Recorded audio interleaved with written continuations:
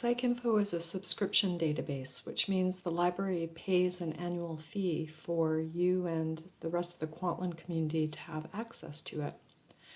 So if you Google PsycINFO, it will bring you a link that is just on the open web, and if you try to log in there, it won't know that you're a Kwantlen person, and so you won't be able to access the database.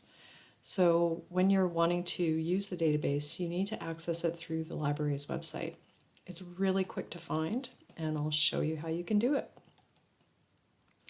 On the library homepage, we have the database linked in a lot of different areas, but if you know the name of the database, the fastest way to find a link is if you click on Research Databases on top of the summon search box, and then type in the name of the database you're after.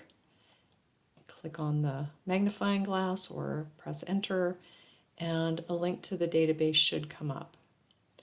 Now, when you click on the database link, if you are off campus, it will prompt you for a login. And so this is just your Kwantlen login. Once you type that in, it will know you're a Kwantlen person and connect you directly up to the database, and you're ready to search.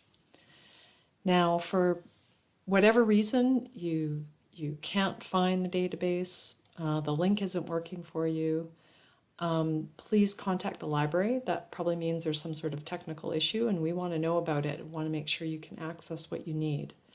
So if you go to the library's website and click on the Ask Us button, you have several ways that you can contact the library or a librarian and let us know so we can get you hooked up. That's it for getting connected to PsycINFO. Good luck with your searching.